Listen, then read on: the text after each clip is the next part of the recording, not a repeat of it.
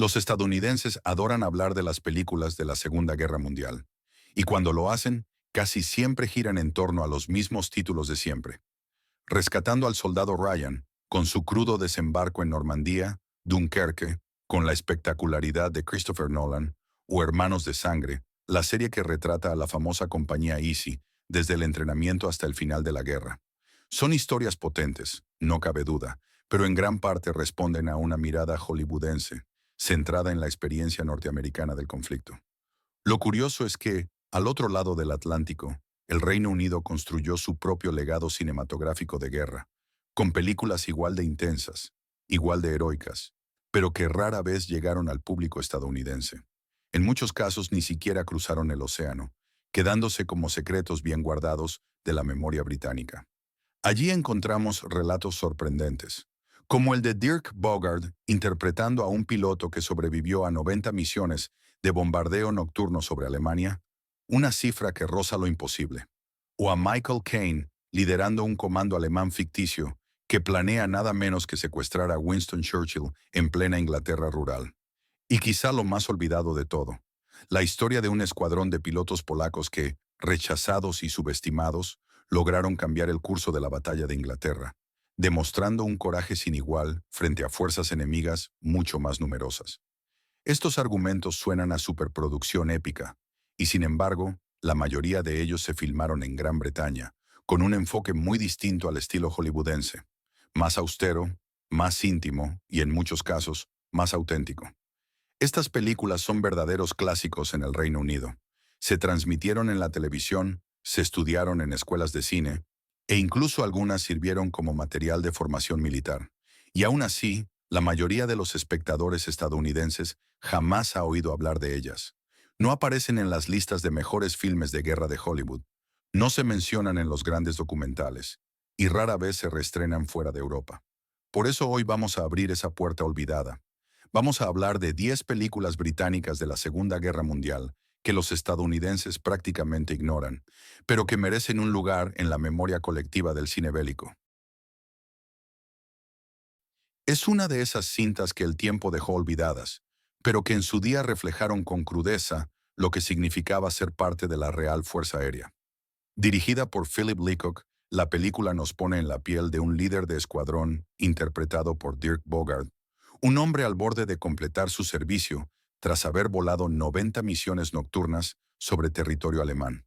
El simple número ya resulta impresionante, porque cada misión significaba enfrentarse a un cielo plagado de cazas enemigos, artillería antiaérea y la constante posibilidad de no regresar. La película no busca el espectáculo hollywoodense, sino que se adentra en la presión psicológica, en ese desgaste silencioso que sufrían las tripulaciones. Vemos las frías sesiones de planificación antes de cada despegue, esos instantes de tensión en los que cada hombre trataba de disimular su miedo.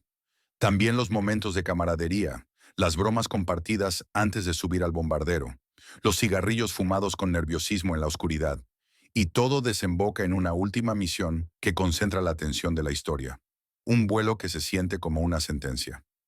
Lo que le da aún más peso es el guión, escrito por John Wooldridge, un veterano que en la vida real completó 108 misiones. Él mismo redujo el número para el personaje porque temía que el público no creyera semejante hazaña. Esa autenticidad está presente en cada diálogo y en cada silencio. Y no es casualidad que, cuando Dirk Bogarde terminó de leer el libreto, declarara que era lo mejor que había pasado por sus manos en toda su carrera. Aquí damos un giro radical en el estilo. Stuart Cooper dirigió esta película con una propuesta arriesgada: combinar una historia ficticia con material real de archivo, creando un híbrido que se siente casi como un sueño, o más bien como una pesadilla. El protagonista es Tom, un joven soldado británico al que seguimos desde su entrenamiento hasta su participación en el día D. Pero lo que hace única a esta obra es la manera en que las experiencias personales del personaje se entrelazan con imágenes auténticas de la Operación Overlord. Vemos sus ilusiones, sus miedos, incluso sus pesadillas, proyectadas en medio de escenas documentales de tropas desembarcando, de barcos cruzando el canal, de aviones rugiendo en formación. El resultado no es la típica película de guerra con héroes invencibles, sino un retrato íntimo del coste humano, de la fragilidad de los jóvenes enviados al frente. Cuando se estrenó, fue premiada en el Festival de Berlín con un Oso de Plata, pero en Estados Unidos apenas tuvo distribución, desapareciendo del radar durante décadas. Solo con su restauración por Criterion pudo redescubrirse, y hoy se le considera una joya silenciosa. Una obra maestra discreta que se atreve a mirar la guerra no desde la épica, sino desde lo más humano. El miedo, la duda y el destino inquebrantable de quienes fueron lanzados al combate. Si hay una película que marcó un antes y un después en el cine bélico británico, esa fue Angels 1-5. Rodada pocos años después del final de la Segunda Guerra Mundial, se convirtió en la primera gran representación cinematográfica de la Batalla de Inglaterra. Su director, George Moore O'Farrell, aportó algo invaluable. Había servido en la RAF y conocía de primera mano la tensión y el sacrificio de aquellos días de 1940, cuando el destino de Gran Bretaña pendía de un hilo en los cielos. La película sigue a un joven piloto de caza y nos muestra el día a día en un aeródromo de sector. No se trata solo de los combates aéreos, aunque los hay y con un clímax espectacular, sino de la rutina constante. La sala de operaciones vibrando con la tensión de cada radar, detectando aviones enemigos. Los oficiales calculando segundos que podían significar la vida o la muerte. Y los pilotos viviendo cada jornada como si fuera la última. Lo más sorprendente es que la propia RAF la adoptó como herramienta de formación en su academia de oficiales en Cranwell, prueba irrefutable de su precisión y autenticidad. Con los años quedó relegada por superproducciones más vistosas, pero sigue siendo un testimonio imprescindible. Una ventana directa a lo que significaba ser uno de los pocos, como Churchill llamó a los pilotos que defendieron Inglaterra. También conocida en Estados Unidos como Desert Patrol, esta película nos traslada al escenario implacable del norte de África durante la Segunda Guerra Mundial, donde las dunas infinitas y el sol abrasador se convertían en enemigos tan mortales como el ejército alemán. La historia sigue a una misión del Long Range Desert Group, una unidad británica especializada en operaciones de infiltración profunda, cuyo objetivo era golpear al enemigo en su retaguardia. Lo que distingue a Sea of Sand es que no se limita a inventar una trama de acción, sino que parte de experiencias reales. El productor Monty Berman había servido en la unidad de filmación del ejército, y la semilla del guión provino de un veterano observador militar con el que coincidió en el Cairo. El proyecto se gestó durante años hasta que finalmente se rodó en Libia, en el mismo desierto donde hombres reales habían librado aquellas batallas, transportando toneladas de equipo bajo condiciones extremas para dar autenticidad a cada plano. En pantalla, Richard Attenborough y John Gregson lideran al grupo de soldados que deben adentrarse tras las líneas enemigas y destruir un depósito de combustible alemán, un objetivo vital para frenar el avance de Rommel. Pero la película va más allá del combate. Muestra el calor insoportable que sofoca cada movimiento, las minas ocultas que convierten el terreno en una trampa mortal, la amenaza constante de emboscadas y la sensación de que el desierto mismo es un enemigo despiadado. Aquí no hay clichés ni discursos grandilocuentes, solo hombres agotados, sedientos y aterrados que, aún así, cumplen la misión. No alcanzó la fama de títulos como Los cañones de Navarone, pero entre los conocedores del género se convirtió en una joya oculta, apreciada por su crudeza y su veracidad. En este caso, viajamos al origen de una unidad legendaria, el famoso 30 Comando, concebido nada menos que por Ian Fleming, el mismo hombre que años después daría vida a James Bond. La película, protagonizada por Sean Bean, nos muestra al mayor Jack Jones, un oficial británico encargado de liderar a un equipo de comandos en una peligrosa incursión en la Noruega ocupada. Su misión es clara pero suicida: infiltrarse en una base montañosa alemana y capturar tecnología de radar avanzada que podría cambiar el rumbo de la guerra aérea. Age of Heroes no busca ser un espectáculo de gran presupuesto. Con recursos modestos, apuesta por la acción directa y realista, centrada en tácticas de infantería, combates cercanos y la crudeza de operaciones comando en territorio hostil. Vemos al grupo saltando en paracaídas, avanzando con dificultad entre la nieve, abriéndose paso a tiros contra patrullas enemigas, y finalmente, cuando todo se complica, convirtiéndose en una desesperada historia de supervivencia.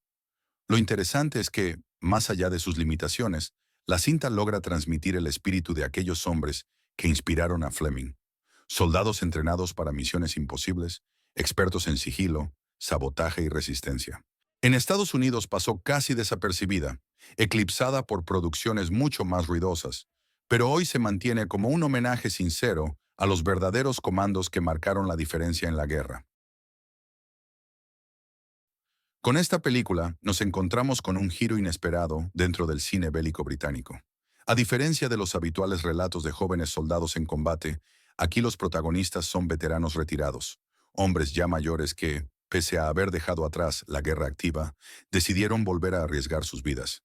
La historia, basada en hechos reales, cuenta cómo el viejo regimiento colonial Calcutta Light Horse se ofreció para llevar a cabo una misión secreta en plena India colonial. Con las tropas regulares ocupadas en otros frentes, estos reservistas de edad avanzada se convirtieron en la única opción para ejecutar una operación arriesgada: infiltrarse en Goa, territorio neutral en aquel entonces, para hundir un barco alemán que transmitía información vital a los submarinos nazis. Con un elenco de lujo encabezado por Gregory Peck, Roger Moore y David Niven, la película mezcla aventura y tensión, mostrando cómo estos hombres, muchos de ellos al borde de la jubilación, aceptaron una misión que habría hecho temblar a cualquier comando joven. El clímax es espectacular: un asalto nocturno al puerto, navegando en un remolcador destartalado, infiltrándose en el barco enemigo, colocando explosivos y enfrentándose a un tiroteo feroz antes de escapar bajo la oscuridad. The Sea Wolves es, en cierto modo, una historia de muchachos, pero contada desde la perspectiva de quienes ya no lo eran, demostrando que la valentía y el deber no entienden de edad.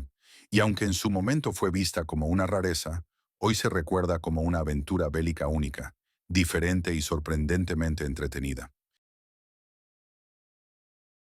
Esta película sobresale por atreverse a invertir la perspectiva habitual del cine bélico. En lugar de mostrarnos a los aliados enfrentando la amenaza nazi, plantea un inquietante ¿qué pasaría si? Un comando alemán aterrizando en suelo británico en plena guerra con el objetivo de secuestrar a Winston Churchill. Basada en la novela de Jack Higgins, la historia nos introduce en un plan ficticio que, sin embargo, se desarrolla con un realismo sorprendente. Michael Caine interpreta al coronel Steiner, un oficial alemán con un código de honor ambiguo, que junto a su equipo se infiltra en un apacible pueblo inglés disfrazado de soldados polacos. Al principio, la operación avanza con sigilo, pero poco a poco la tensión se multiplica, hasta desembocar en enfrentamientos directos, tiroteos y una desesperada resistencia de los aldeanos. La dirección estuvo a cargo de John Sturges, responsable de clásicos como Los Siete Magníficos o La Gran Evasión. Esta fue, de hecho, su última película, y logró reunir a un elenco internacional de primer nivel. En Europa fue un éxito rotundo, pero en Estados Unidos quedó relegada, eclipsada por superproducciones que acaparaban toda la atención. Hoy, sin embargo, se recuerda como una de las propuestas más originales de los años 70, precisamente porque se atrevió a mirar la guerra desde el otro lado. Con esta cinta nos sumergimos, literalmente, en una faceta poco explorada de la guerra naval. Se trata de una coproducción británico-estadounidense inspirada en un episodio real: el ataque de la Marina Británica contra un acorazado alemán en 1943. En la película, James Caan da vida a un oficial canadiense que asume la misión más arriesgada de su carrera: liderar un grupo de mini submarinos experimentales a través de un fiordo noruego para destruir un buque de guerra enemigo. La narrativa combina secuencias de entrenamiento, donde los hombres aprenden a convivir en espacios reducidos y a manejar tecnología rudimentaria, con la tensión máxima de la incursión bajo el agua.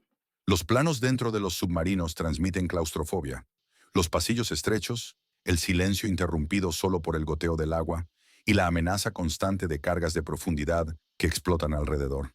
Aunque no tiene el presupuesto ni el brillo de epopeyas navales como La Batalla del Río de la Plata, destaca por mostrar un aspecto menos conocido del conflicto: la inventiva y el coraje que se necesitaban para enfrentarse a gigantes de acero con recursos limitados.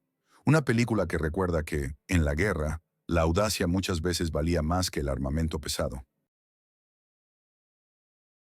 Este título pone en primer plano a unos héroes demasiado olvidados: los pilotos polacos que jugaron un papel decisivo en la batalla de Inglaterra. Tras escapar de la invasión de su país y luego de la caída de Francia, llegaron a Reino Unido con la esperanza de seguir luchando contra los nazis. Pero se encontraron con un ambiente hostil. un idioma desconocido, un país que los recibía con recelo y superiores británicos que dudaban de su disciplina y eficacia. La película, protagonizada por Iwan Rheon, retrata esa transición desde el desprecio inicial hasta el reconocimiento ganado en combate, y lo hace a través de secuencias de vuelo intensas, que aunque se filmaron con un presupuesto modesto, transmiten toda la adrenalina de los combates aéreos. Las peleas en el cielo son cerradas, rápidas, con planos que buscan que el espectador sienta la tensión de estar dentro de la cabina. Lo más interesante es que, más allá del espectáculo, Hurricane rescata la importancia histórica de aquellos pilotos, hombres que, aun sin patria ni apoyo, se convirtieron en piezas clave para derrotar a la Luftwaffe. El destino quiso que la película se estrenara casi al mismo tiempo que Dunkerque de Christopher Nolan, lo que provocó que quedara completamente opacada. Sin embargo, se mantiene como un homenaje necesario a un capítulo que rara vez recibe la atención que merece en el cine angloparlante. Mucho antes de que Christopher Nolan reinventa la historia en el siglo XXI, el cine británico ya había ofrecido su propia visión de aquel momento decisivo. Casi 2 décadas después de la evacuación, Leslie Norman dirigió Dunkerque, una película que, aunque muy distinta en estilo y escala, transmite una fuerza emocional igual de poderosa. La narrativa se construye en 2 frentes paralelos. Por un lado, seguimos a los soldados británicos exhaustos, atrapados en territorio enemigo, luchando simplemente por llegar a la playa con la esperanza de sobrevivir. Hombres desorientados, sin recursos y bajo constante amenaza de bombardeo. Por el otro, la historia se centra en Richard Attenborough interpretando a un civil inglés que, como tantos otros, se une a la improvisada flota de barcos pequeños que cruzaron el canal para rescatar a los combatientes. Ese contraste entre la desesperación de los soldados y el coraje de los ciudadanos comunes da forma a una película profundamente humana. El productor Michael Balcon llegó a describirla como la obra más grande de toda su carrera, y no era exageración. El rodaje movilizó enormes recursos, reconstruyó escenarios bélicos con gran realismo y ofreció imágenes que para el público británico de la época eran inolvidables.